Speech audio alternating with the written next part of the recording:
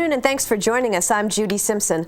Our focus today is on your health and cancer. In partnership with the University of Vermont Cancer Center, we're able to share with you the very latest information from some of the top cancer experts in the country. Today we'll be learning about colorectal cancer with Dr. Mark Greenblatt. Dr. Greenblatt is a medical oncologist at the University of Vermont Medical Center and a research program leader with the Cancer Center. He's been with us before and it is a pleasure to have him back on the program. Thanks so much for coming in. Thanks for having me again. Now, there's a lot to discuss, including screening, risk factor, prevention. But before we get to those different issues, you brought along a slide that helps us understand exactly what parts of the body that we're talking about. Right. So when we talk about the colon and rectum, we're talking about the lowest part of the bowel. It's the end. It starts, as you can see in the figure, on your lower right side. That's where the small intestine empties into the large intestine, and that's the beginning of the colon. Rises up across the right side of the abdomen, across the front, down the left side, and then out to the rectum, which is the part of the bowel that stores stool until it can be excreted. And that's like 6 feet in length. About 3 feet, 3.5 feet. Okay. So what exactly does the term colorectal cancer mean, and how common is this disease? Well, for how common it is, it's the second leading cause of cancer death in the country. It affects men and women equally. Cancer in general happens when cells grow out of control. So all of the cells in our body are supposed to grow fast when they're young and then mature and do their job and then die in an orderly way and make way for the next cells. And so cancer happens when those cells lose control and they usually grow too fast and they don't mature properly and they're not dying properly. So in the case of colon and rectal cancer, it's a colon cell that has lost growth controls and grows too fast and then starts to invade its neighbors and spread to other parts of the body, and that's when it becomes a malignant cancer. So what do we know about colorectal cancer rates in Vermont? So Vermont is, well, first of all, nationally, colorectal cancer rates have been declining for more than a decade now, probably because of improved screening and taking out precancerous polyps. And that's for people over 50, right? And that's for screening for people over 50. Vermont tends to be a little bit better than average in colorectal cancer rates. The rates, as you can see on the slide here, are not even throughout the state of Vermont. There are some counties that have a little bit higher rates than others. The screening rates are uneven, and there are some counties where screening rates are a little bit lower, and that is probably one of the reasons that there's more colorectal cancer in those counties. Okay, and you were mentioning that population plus not enough screening plus not access to screening are some of the reasons why that map showed those incidents. Right, we're not sure exactly why all the variation. Some of it may be screening.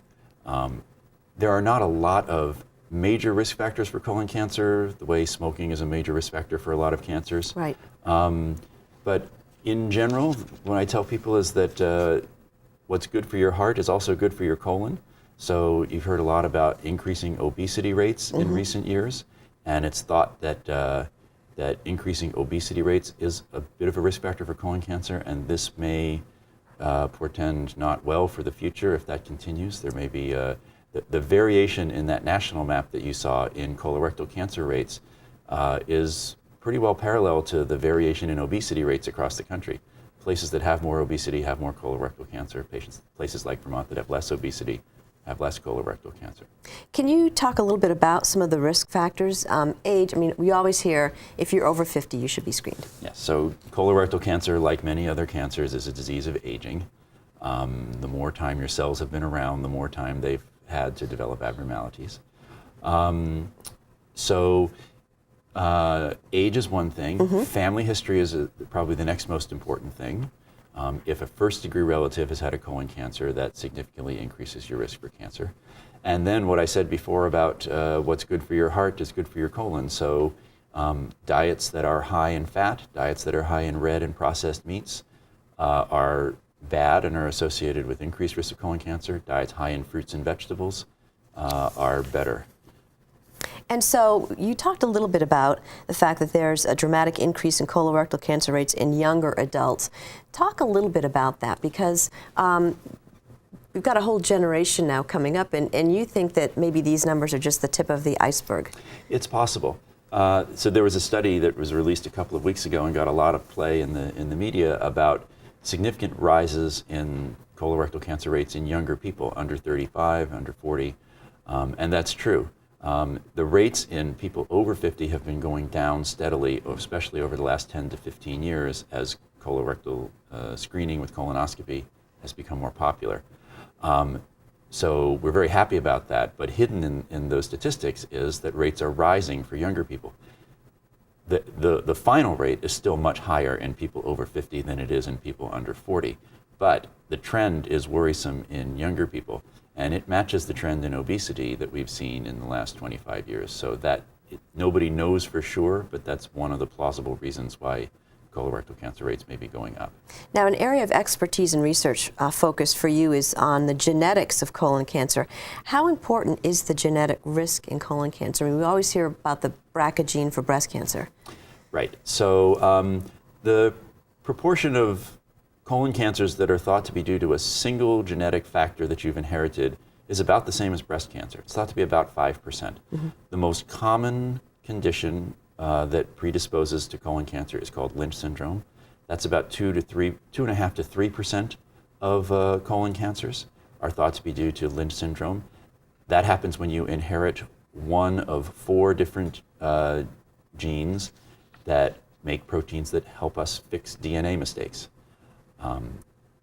The risk for colon cancer in those families is so high that we try to identify them. And now, in most of the country, and Vermont was one of the first places to do this, we are testing every colon cancer that is even biopsied for the presence of Lynch syndrome. So if you've had a colon cancer that's been positive on biopsy at University of Vermont Medical Center, or a colon cancer anywhere in Vermont that's been removed, we'll do this special testing in the pathology lab to see whether it looks like this is a Lynch syndrome cancer or not.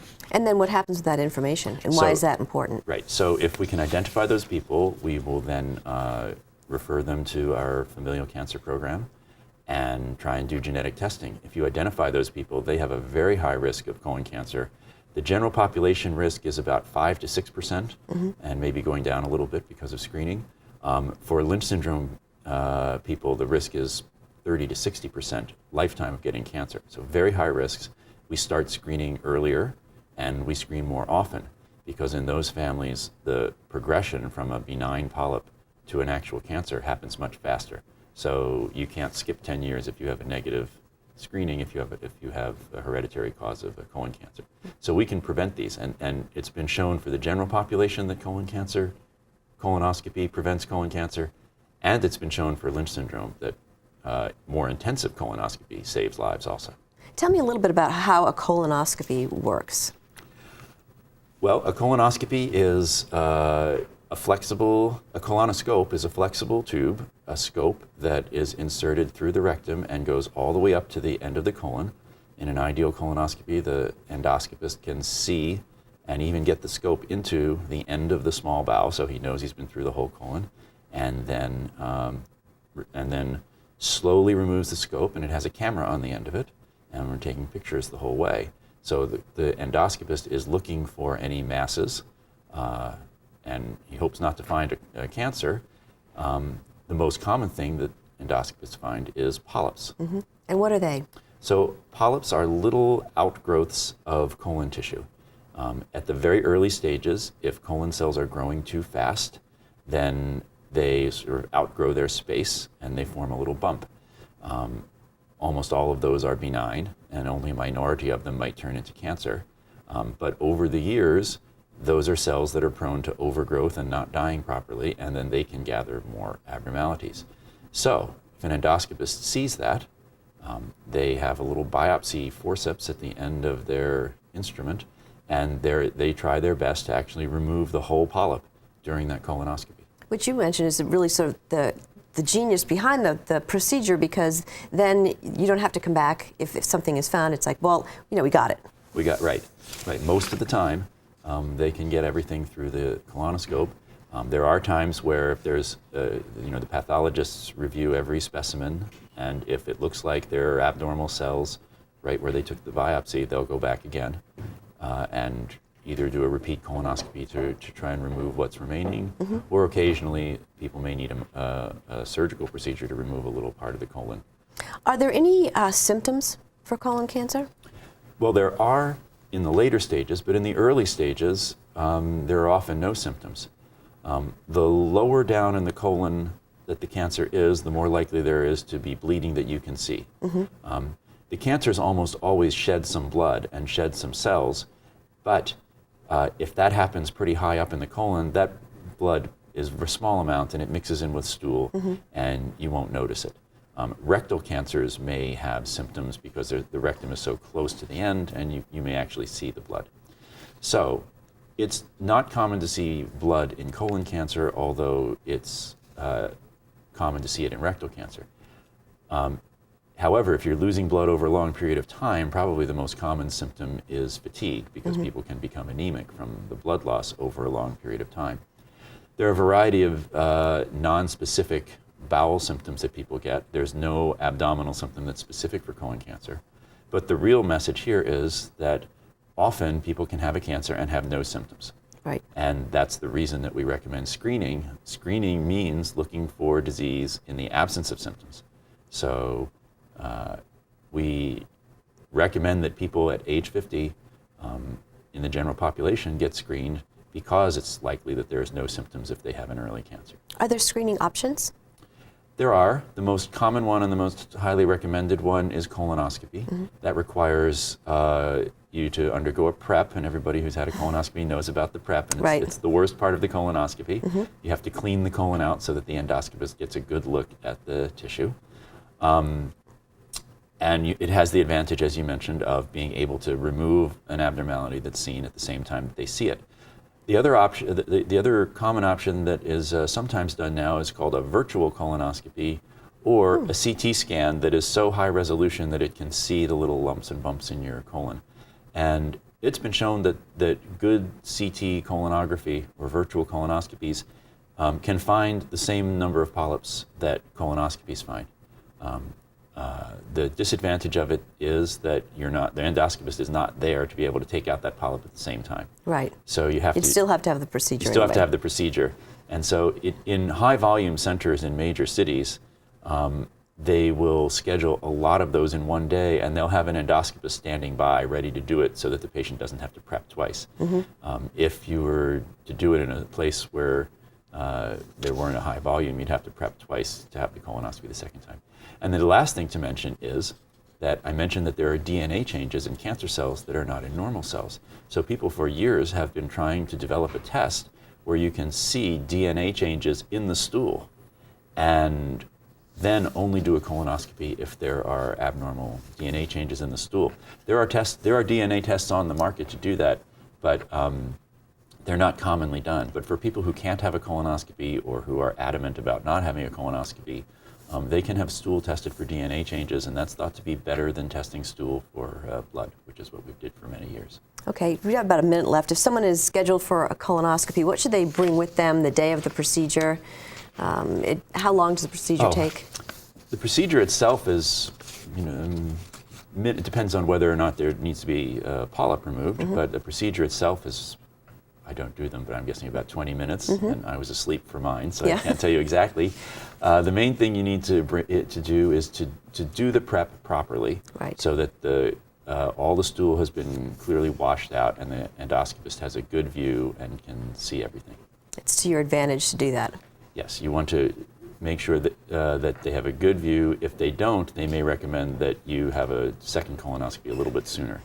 And no one wants to hear that. No one wants to hear extra colonoscopies. Dr. Greenblatt, thanks so much for joining us. And for more information from the UVM Cancer Center, you can check their website, vermontcancer.org. That's vermontcancer.org. Or you can call the number on your screen. It is 802-656-4414. That's our program for today. Thanks for joining us. I'm Judy Simpson. I'll see you again next time on Across the Fence.